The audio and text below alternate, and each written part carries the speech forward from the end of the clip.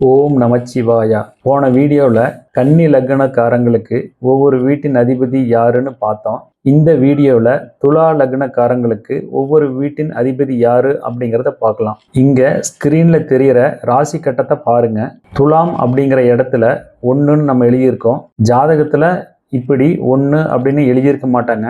அதுக்கு பதிலாக லா அல்லது லக் அப்படின்னு எழுதி ராசியில் கிராஸா சின்னதா ஒரு கோடு போட்டு காமிச்சிருப்பாங்க. அப்படி போட்டா இதுதான் லக்னம் அப்படின்னு அர்த்தம். அதாவது 1வது வீடு அப்படின்னு அர்த்தம். துலாம் லக்னத்தின் லக்னாதிபதி யாரு அப்படின்னா சுக்கிரன்.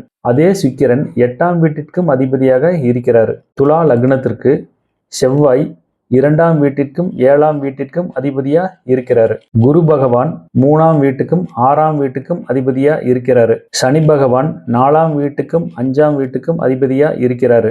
புதன் கிரகம் 9ஆம் வீட்டுக்கும் 12ஆம் வீட்டுக்கும் அதிபதியா இருக்கிறாரு. சந்திரன் 10ஆம் வீட்டிற்கு அதிபதியா இருக்கிறாரு. சூரியன் 11ஆம் வீட்டிற்கு அதிபதியா இருக்கிறாரு. துலா லக்னக்காரங்களுக்கு சுக்கிர திசை வருது அப்படின்னா அதைய சிறப்புன்னு சொல்ல முடியாது. என்ன காரணம் அப்படின்னா 1ஆம் வீட்டிற்கும் 8ஆம் வீட்டிற்கும் அதிபதியா இருக்கிறாரு. 8 அப்படின்னா நீதிமன்றம், வழக்கு, மருத்துவமனை, எடுத்த காரியத்தில் தாமதம், மன உளைச்சல் அப்படிங்கிறத கொண்டு பார்க்கும் பொழுது துலா லக்னக்காரங்களுக்கு சுக்கிர திசை அவ்வளவு சிறப்பில்லை அப்படின்னு அர்த்தம். அதே சமயம் அந்த கிரகம் எந்த நட்சத்திரத்துல அமர்ந்திருக்கு அப்படிங்கிறத பொறுத்து இந்த பலன் சற்று மாறுபடும். அடுத்த வீடியோவில் விருச்சிக லக்னக்காரங்களுக்கு ஒவ்வொரு வீட்டின் அதிபதி யாரு அப்படிங்கிறத பார்க்கலாம். திருச்சிற்றம்பலம்.